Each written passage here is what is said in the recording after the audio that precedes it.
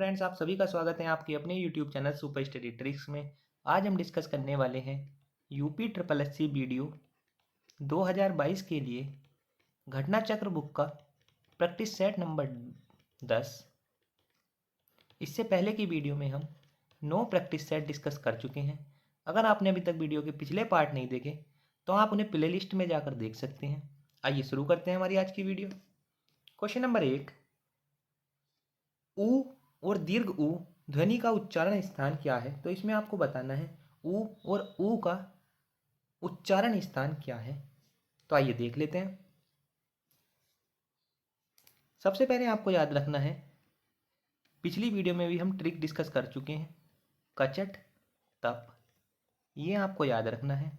बात करें कचट तप से, इसके बाद आपको याद रखना है एक सीक्वेंस में कंठ, तालु, मूर्धा, दंत और ओष्ठ, ये आपको याद रखना है।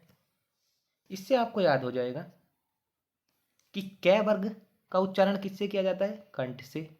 च वर्ग का तालु से, ट वर्ग का मूर्धा से, त वर्ग का दंत से और पै वर्ग का ओष्ठ से। अब हम स्वर की बात कर लेते हैं। बात करें ए और आ, तो इनका उच्चारण किससे किया जाता है? कंठ से। उसके बाद ई और दीर्घ ई, इनका उच्चारण किससे किया जाता है? तालु से। उसके बाद आपको सीधा नीचे आ जाना है। ऊ और दीर्घ ऊ का उच्चारण किससे किया जाता है? ओष्ठ से। और बात करें री, री का उच्चारण किससे किया जाता है? मूर्धा से। अगर हम बात करें ए और ए की, तो इनका उच्चारण किससे किया जाता है? कंठ तालव्य से। ये भी आपको याद रखना है। बात करें अगर हम ओ और दीर्घ ओ की, तो इनका उच्चारण किससे किया जाता है? कंठोस्थ से। कंठ और ओष्ठ दोनों से ओ और ओ का उच्चारण, ए और ए का उच्चारण कंठ तालव्य से, कंठ और तालव्य दोनों से। बात करें अगर हम, कै वर्ग का उच्चारण किससे किया जाता है? कंठ से। च वर्ग का तालु से, ट वर्ग का मूर्धा से, त वर्ग का दंत से और पै वर्ग का ओष्ठ से। जितने भी स्वर हो जाएंगे उसमें देख लेते हैं। ए और आ का उच्चारण कंठ से, ई और ई का तालु से, ऊ और ऊ का ओष्ठ से, री का उच्चारण मूर्धा से। अब हमें याद रखना है, तालु के आगे याद रखना है आपको यस। य और से का उच्चारण किससे? तालु से। रे और से का उच्चारण किससे? मूर्धा से। और दंत से हो जाएगा लस। ले और से का उच्चारण किससे? दंत से। तो इसे आप एक दो बार और देख लीजिएगा और आपकी पक्का याद हो जाएगा। आगे देखते हैं। क्वेश्चन नंबर 2, यशोधरा का सही संधि विच्छेद है। तो इसमें आपको बताना है कि यशोधरा का सही संधि विच्छेद क्या है। बात करें अगर हम यशोधरा के संधि विच्छेद की, तो संधि विच्छेद क्या हो जाएगा इसका? यस्य धन धरा। और यहाँ कौन सी संधि है? विसर्ग संधि। ये भी आपको याद रखना है। तो गाइस इसका राइट आंसर हो जाएगा ऑप्शन नंबर ए, यस्य धरा मिलकर क्या बनाएगा? यशोधरा। नेक्स्ट क्वेश्चन देखते हैं। क्वेश्चन नंबर 3, महेश्वर्य में कौन सी संधि है? तो इसमें आपको एक छोटी सी ट्रिक देख सकते हैं आप। अगर बात करें, सबसे पहले संधि विच्छेद देख लीजिए। महाधन ऐश्वर्य मिलकर किसका निर्माण करेंगे? महाधन ऐश्वर्य मिलकर निर्माण करेंगे महेश्वर्य का। जब भी कहीं दो मात्राएं दिखाई दें, अर्थात मात्रा कैसी हो जाए? मात्रा में वृद्धि, तो वहां कौन सी संधि हो जाएगी? वृद्धि संधि। तो गाइस इसका राइट आंसर हो जाएगा ऑप्शन नंबर सी, वृद्धि संधि। नेक्स्ट क्वेश्चन देखते हैं। क्वेश्चन नंबर 4, निम्नलिखित में से शुद्ध वर्तनी का चयन कीजिए। तो इसमें आपको बताना है कि कौन सी वर्तनी शुद्ध है। बात करें अगर कवयित्री की, तो कवयित्री शुद्ध तरीके से कैसे लिखा जाएगा? कवयित्री, यह पर छोटी ई की मात्रा और त्रै पर बड़ी ई की मात्रा। तो गाइस इसका राइट आंसर हो जाएगा option number B. Next question देखते हैं।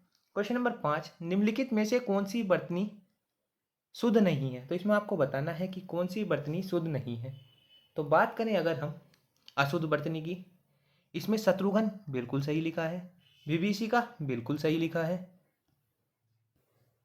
बात करें आमिष की, बिल्कुल सही लिखा है। तो गाइस इसका राइट आंसर हो जाएगा परिणति। परिणति कैसे लिखा जाएगा शुद्ध? आपको ये भी पता होना चाहिए कि शुद्ध तरीके से कैसे लिखा जाएगा। तो इसे देख लेते हैं एक बार। परिणति कैसे लिखा जाएगा? परिणति, दोनों बार कैसी मात्रा लगेगी? छोटी ई की मात्रा। नेक्स्ट क्वेश्चन देखते हैं। क्वेश्चन नंबर 6, निम्नलिखित में से किस विकल्प में सभी जातिवाचक संज्ञा हैं? तो बात करें अगर संज्ञा की, तो संज्ञा के कितने भेद? 5 भेद। कौन कौन से हो जाएंगे? व्यक्तिवाचक संज्ञा, जातिवाचक संज्ञा, भाववाचक संज्ञा, द्रव्यवाचक संज्ञा और समूहवाचक संज्ञा। तो इसमें आपको बताना है कि कौन से विकल्प में सभी जातिवाचक संज्ञा हैं। तो बात करें अगर जातिवाचक संज्ञाओं की, तो इसका राइट ऑप्शन हो जाएगा ऑप्शन नंबर बी। जुलाहा, घोड़ा और मकान तीनों शब्द कैसे हैं? जाति का बोध करा रहे हैं। तो किस तरह की संज्ञा हो जाएगी? जातिवाचक संज्ञा। क्वेश्चन नंबर 7, निम्नलिखित में से पुल्लिंग शब्द की पहचान कीजिए। तो इसमें आपको बताना है कि पुल्लिंग शब्द कौन सा है। तो इसे आप था या थी लगाकर देख सकते हैं। निधि थी, राशि थी, विधि थी, गीत थी या गीत था। तो जिसका राइट आंसर हो जाएगा ऑप्शन नंबर डी, गीत। गीत कैसा शब्द हो जाएगा? पुल्लिंग शब्द। नेक्स्ट क्वेश्चन देखते हैं। क्वेश्चन नंबर 8, निम्नलिखित कारक एवं विभक्तियों के युग्म से त्रुटिपूर्ण का चयन कीजिए। तो इसमें आपको बताना है कि कौन सा विकल्प गलत है। तो बात करें अगर हम, तो यह आपको याद रखना है सीक्वेंस। कर्ता ने कर्म को करण से संप्रदान के लिए, संप्रदान के साथ क्या चिन्ह का प्रयोग होगा? के लिए, अपादान से, अपादान से, और से का भी अर्थ किसके लिए? अलग होने के अर्थ में। अपादान से संबंध का, जब भी संबंध कारक की बात होगी तो 9 शब्द आपको याद रखने हैं। का, की, के, रा, री, रे, ना, नी, ने। अगर ये शब्द दिखाई दें किसी भी वाक्य में तो वहां कौन सा कारक होता है? संबंध कारक।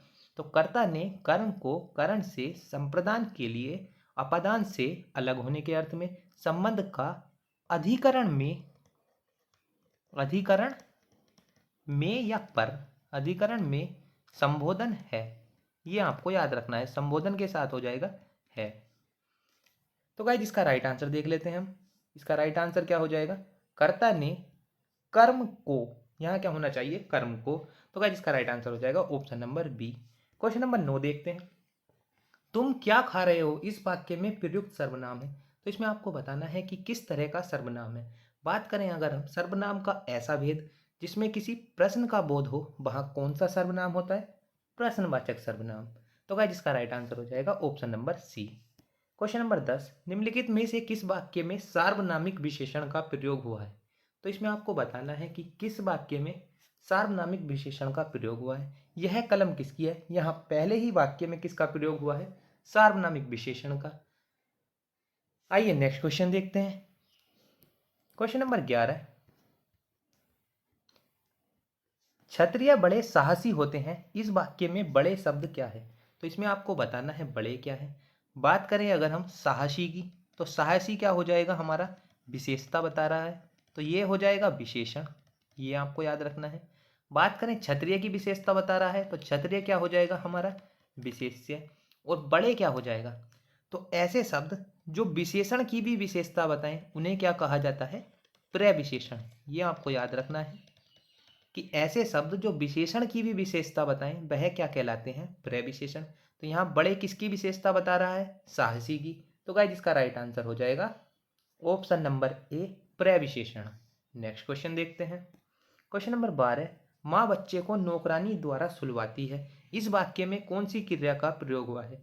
तो जब क्रिया स्वयं न काम करके, जब कर्ता स्वयं न कार्य करके किसी दूसरे से करवाए तो वहां किस क्रिया का प्रयोग होता है? प्रेरणार्थक क्रिया का। तो गाइस इसका राइट आंसर हो जाएगा प्रेरणार्थक क्रिया। नेक्स्ट क्वेश्चन देखते हैं। क्वेश्चन नंबर 13, सुरेश गीत गा रहा था इस वाक्य में यह वाक्य किस काल का है? तो इसमें आपको बताना है यह किस काल का है। तो अगर किसी वाक्य में रहा था, रही थी, रहे थे ये शब्द दिखाई दे तो वह किस तरह का हो जाएगा? अपूर्ण भूतकाल का। तो गाइस इसका राइट आंसर हो जाएगा ऑप्शन नंबर डी, अपूर्ण भूतकाल। नेक्स्ट क्वेश्चन देखते हैं। क्वेश्चन नंबर 14, निम्नलिखित में से कौन सा प्रयोग के अनुसार क्रिया विशेषण का भेद नहीं है? तो इसमें आपको बताना है कि कौन सा क्रिया विशेषण का भेद नहीं है। तो आइए इसे एक बार समझ लेते हैं। बात करें अगर हम हिंदी भाषा में क्रिया विशेषण के भेद की, क्रिया विशेषण के भेद की अगर बात करें तो हिंदी में क्रिया विशेषण के कितने भेद हैं? 3 भेद हैं। कौन कौन से हो जाएंगे? नंबर 1 तो हो जाएगा साधारण, ये आपको याद रखना है, साधारण। नंबर 2 हो जाएगा संयोजक और नंबर 3 हो जाएगा अनुबंध। कौन कौन से हो जाएंगे? साधारण, संयोजक और अनुबंध। तो गाइस इसका राइट आंसर हो जाएगा ऑप्शन नंबर बी, यौगिक क्रिया विशेषण का कोई भेद नहीं है। नेक्स्ट क्वेश्चन देखते हैं। क्वेश्चन नंबर 15, निम्नलिखित में से कौन सा पर्याप्तिवाचक क्रिया विशेषण है? तो इसमें आपको बताना है कि कौन सा पर्याप्तिवाचक क्रिया विशेषण है। तो बात करें अगर हम, ऐसे शब्द जो पर्याप्तता का बोध कराएं क्या कहलाते हैं? पर्याप्तिवाचक क्रिया विशेषण। तो कौन कौन से शब्द हो जाएंगे? केवल पर्याप्तिवाचक क्रिया विशेषण है, काफी, यथेष्ट, चाहे, ये किस तरह के हो जाएंगे? पर्याप्तिवाचक क्रिया विशेषण। तो गाइस इसका राइट आंसर हो जाएगा ऑप्शन नंबर ए। नेक्स्ट क्वेश्चन देखते हैं। निम्नलिखित में से तत्सम शब्द को चिन्हित कीजिए। तो इसमें आपको बताना है कि तत्सम शब्द क्या होगा। बात करें अगर अंगीठी की, तो अंगीठी कैसा है? तद्भव। इसका तत्सम क्या हो जाएगा ये भी आपको पता होना चाहिए। तो अग्निष्ठी का किसका तत्सम हो जाएगा? अंगीठी का। बात करें अगर हम आंचल की, तो आंचल कैसा शब्द है? तत्सम शब्द है और इसका तद्भव क्या होता है? इसका तद्भव होता है आंचर। बात करें उपरोक्त की, उपरोक्त का तत्सम क्या हो जाएगा? उपर्युक्त। उपरोक्त का तत्सम क्या हो जाएगा? उपर्युक्त। और ईक का हो जाएगा इक्षु। ये भी आपको याद रखना है। तो गाइस इसका राइट आंसर हो जाएगा कि इनमें से कौन सा तत्सम है? ऑप्शन नंबर सी, आंचल। आंचल कैसा शब्द है? तत्सम शब्द। क्वेश्चन नंबर 17, निम्नलिखित तत्सम तद्भव शब्द शब्द युग्मों में से कौन सा त्रुटिपूर्ण है? तो इसमें से फिर आपको बताना है कि निम्नलिखित में से कौन सा त्रुटिपूर्ण है। ओखली को उलूखल बोला जाता है, तत्सम ओखली का उलूखल। कार्तिक का कार्तिक बिल्कुल सही है। खीर का क्षीर बिल्कुल सही है, तो खीर का क्षीर बिल्कुल सही। कार्तिक का कार्तिक बिल्कुल सही। ओखली का उलूखल बिल्कुल सही। बात करें अगर हम ऑप्शन नंबर सी, गोंद का, गोद का गोंद न होकर क्या होगा? गोद का तत्सम क्या होता है? गोद का तत्सम होता है क्रोड। आइए नेक्स्ट क्वेश्चन देखते हैं। क्वेश्चन नंबर 18, मुहावरा किस भाषा का शब्द है? तो इसमें आपको बताना है कि मुहावरा किस भाषा का शब्द है। तो मुहावरा हो जाएगा अरबी भाषा का शब्द। अरबी भाषा के शब्दों की ट्रिक हम पिछले प्रैक्टिस सेट में डिस्कस कर चुके हैं। आइए एक बार फिर देख लेते हैं। बात करें अगर अरबी आदमियों की, तो अरबी कैसे होते हैं? अरबी कैसे होते हैं? अमीर होते हैं, बहुत अमीर होते हैं। इनकी औरत और औलाद बहुत इज्जत करती है। औरत और इनकी औलाद बहुत इज्जत करती है। अमीर आदमी की तो सब इज्जत करते हैं, इनकी औरत इज्जत करती है, इनकी औलाद इज्जत करती है। ये इमारत बहुत बनाते हैं, जब पैसा बहुत है तो इमारत बनाएंगे, तो ये इमारत बहुत बनाते हैं। बात करें अगर अपने धन की, तो ये क्या करते हैं? गरीब को कर्ज देते हैं। इनके पास इतना पैसा है तो ये क्या करते हैं? गरीबों को अपना धन कर्ज पर देते हैं। तो कौन कौन से शब्द हो जाएंगे? अरबी से आप रिलेट कर सकते हैं कि अरबी भाषा के शब्द हैं। अमीर अरबी भाषा का शब्द, औरत अरबी भाषा का शब्द, औलाद अरबी भाषा का शब्द, इमारत अरबी भाषा का शब्द, गरीब अरबी भाषा का शब्द और कर्ज कैसा हो जाएगा? अरबी भाषा का शब्द। एक शब्द आप और याद कर सकते हैं, किस्मत। किस्मत किस भाषा का शब्द है? अरबी भाषा का शब्द। तो अरबी आदमी अमीर होते हैं, इनकी किस्मत बहुत अच्छी होती है, औरत इनकी बहुत इज्जत करती है, औलाद इनकी बहुत इज्जत करती है, धन बहुत है तो इमारत बनाते हैं, गरीबों को पैसा किस पर देते हैं? कर्ज पर। तो ये शब्द आप याद कर सकते हैं और इन्हीं शब्दों में से कोई ना कोई शब्द आपको एग्जाम में मिल जाएगा। आइए नेक्स्ट क्वेश्चन देखते हैं। क्वेश्चन नंबर 19, निम्नलिखित में से किस शब्द में आ उपसर्ग लगा है? तो इसमें आपको बताना है कि निम्नलिखित में से किसमें आ का प्रयोग हुआ है। तो बात करें ऑप्शन नंबर बी, आजीवन में कौन सा उपसर्ग लगा है? आ उपसर्ग। तो शब्दों के शुरू में जो शब्द जोड़े जाते हैं, शब्दों के शुरू में कोई शब्द या पद जोड़े जाते हैं, वह क्या कहलाते हैं? उपसर्ग। जो शब्दों के अंत में जोड़े जाते हैं उन्हें क्या बोला जाता है? प्रत्यय। नेक्स्ट क्वेश्चन देखते हैं। क्वेश्चन नंबर 20, निम्नलिखित में से किस शब्द में एरा प्रत्यय नहीं लगा है? तो इसमें आपको बताना है किस शब्द में एरा प्रत्यय नहीं लगा है। तो प्रत्यय ऐसे शब्द या शब्दांश जो किसी शब्द के अंत में जुड़ते हैं। तो यहाँ देख लेते हैं, ममेरा एरा प्रत्यय लगा है, चचेरा एरा प्रत्यय लगा है, फुफेरा एरा प्रत्यय लगा है। तो गाइस इसका राइट आंसर हो जाएगा ऑप्शन नंबर डी, सोनार। क्वेश्चन नंबर 21 देखते हैं, ग्रस्त का विशेषण होगा। तो इसमें आपको बताना है कि ग्रस्त का विशेषण क्या हो जाएगा। आइए एक बार ऑप्शन देख लेते हैं, कौन कौन से ऑप्शन है इसमें। ऑप्शन नंबर ए ग्राहस्थ्य, तो गाइस इसका राइट आंसर भी ऑप्शन नंबर ए क्या हो जाएगा, ग्राहस्थ्य क्या हो जाएगा, ग्रस्त का विशेषण हो जाएगा। नेक्स्ट क्वेश्चन देखते हैं। क्वेश्चन नंबर 22, निम्नलिखित विशेष्य और विशेषण शब्द युग्म में से त्रुटिपूर्ण की पहचान कीजिए। तो इसमें आपको बताना है कि कौन सा विकल्प गलत है, विशेष्य और विशेषण का कौन सा युग्म गलत है। घृणा से बना है घृणित विशेषण, बिल्कुल सही है। तालु से बना है तालव्य, बिल्कुल सही है। गर्भ से बना है गर्वीला, बिल्कुल सही है। तो गाइस इसका राइट आंसर क्या हो जाएगा, ऑप्शन नंबर डी उत्कर्ष। उत्कर्ष का विशेषण क्या होना चाहिए, विशेषण क्या होना चाहिए, उत्कृष्ट।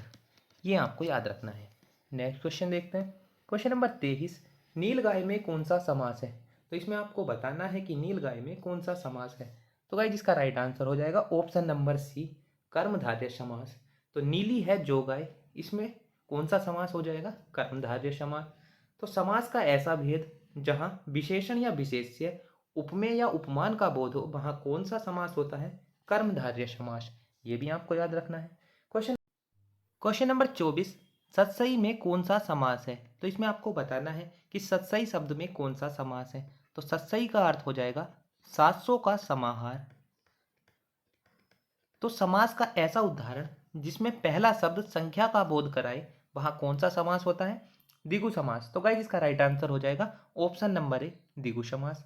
नेक्स्ट क्वेश्चन देखते हैं। क्वेश्चन नंबर 25, इसमें कुछ वाक्य दिए हुए हैं, इन्हें आपको अरेंज करना है कि सही तरीके से मिलाना है आपको। देख लेते हैं वाक्य। तो बात करें अगर हम भारतीय गांव के सुधार के लिए अभी भारत सरकार को और राज्य सरकार को बहुत प्रयत्न करना होगा। तो इस तरह से आप अरेंज कर सकते हैं। तो गाइस इसका राइट आंसर हो जाएगा ऑप्शन नंबर बी रे ये ले और बे। तो गाइस आज की वीडियो में हम 25 क्वेश्चन डिस्कस कर चुके हैं। बाकी के 25 क्वेश्चन हम अगली वीडियो में डिस्कस करेंगे। तो गाइज कैसी लगी हमारी वीडियो हमें कमेंट बॉक्स में ज़रूर बताइएगा। और अगर वीडियो अच्छी लगी हो तो वीडियो को लाइक, अगर वीडियो अच्छी लगी हो तभी लाइक करना आप, अगर वीडियो अच्छी लगी हो तो वीडियो को लाइक और चैनल को सब्सक्राइब करना मत भूलना। Thank you friends.